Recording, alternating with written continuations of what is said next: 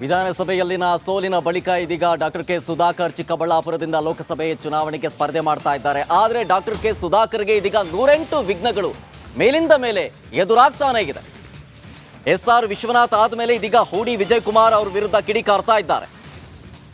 Corona ಸಂದರ್ಭದಲ್ಲಿ ಮೃತಪಟ್ಟವರ ಆತ್ಮಗಳಿಗೆ ಶಾಂತಿಗಾಗಿ ಡಾಕ್ಟರ್ ಕೆ ಸುಧಾಕರ್ ಈ ಲೋಕಸಭೆ ಚುನಾವಣೆಯಲ್ಲಿ ಸೋಲ್ಬೇಕು ಅಂತ ಹೇಳ್ತಾ ಇದ್ದಾರೆ.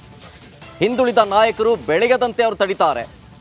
2023ರಲ್ಲಿ ಮಾಲೂರು ಟಿಕೆಟ್ ತಪ್ಪೋದಕ್ಕೆ ಸುಧಾಕರ್ ಅವರೇ ನೇರ ಕಾರಣ ಅಂತೇಳಿ ಆರೋಪ ಮಾಡಿ ಬಿಜೆಪಿ ಟಿಕೆಟ್ ಆಕಾಂಕ್ಷಿ ಸುಧಾಕರ್ ವಿರುದ್ಧ ವಾಗ್ದಾಳಿಯನ್ನು ನಡೆಸಲಾಗ್ತಾ ಇದೆ. ಸತತವಾಗಿ ಕೆಲಸ ಮಾಡಿದ್ದಕ್ಕೆ ಗುರ್ಸಂತ ಕೆಲಸ ಮಾಡಿದರು. ಏನು ಭಾರತೀಯ ಜನತಾ ಪಕ್ಷದಲ್ಲಿ ನಾವು ನಿರಂತರವಾಗಿ ಸಾಮಾನ್ಯ ಕಾರ್ಯಕರ್ತನಾಗಿ ಕೆಲಸ ಮಾಡ್ಕೊಂಬಂದಿದ್ದೆ.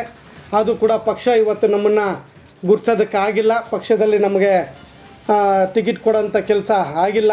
ಅದಕ್ಕೆ ಮುಖ್ಯ ಕಾರಣ ಆದಂಥವರು ಡಾಕ್ಟರ್ ಸುಧಾಕರ್ ಅವರು.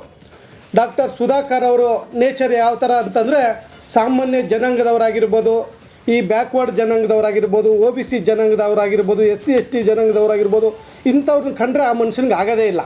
ಹತ್ತಿರಗೂ ಕೂಡ ಬಿಟ್ಕೊಳ್ಳಲ್ಲ ಅಂತ ಆ ಮನುಷ್ಯ. ಹಾಗಾಗಿ ನಮಗೆ ಈ ಒಂದು ಟಿಕೆಟ್ ತಪ್ಪಿಸೋದ್ರಲ್ಲಿ ಪ್ರಮುಖವಾಗಿ ಪಾತ್ರ ವಹಿಸಿದಂಥವರು ಡಾಕ್ಟರ್ ಸುಧಾಕರ್ ಅವರು. ಕಳೆದ ಏನು ಒಂದು ಚುನಾವಣೆಯಲ್ಲಿ ಅರೆ ಬ್ರಹ್ಮ ಬಂದರೆ ಕೂಡ ಚಿಕ್ಕಬಳ್ಳಾಪುರ ಡಾಕ್ಟರ್ ಸುಧಾಕರ್ನ ಸೋಲ್ಸೋಕ್ಕಾಗಲ್ಲ ಅಂತೇಳ್ಬಿಟ್ಟು ಮಾತಾಡ್ತಾಯಿದ್ರು. ಅದೇ ಭ್ರಮೆಯಲ್ಲಿ ಕೂಡ ಆ ಮನುಷ್ಯ ಇದ್ದ.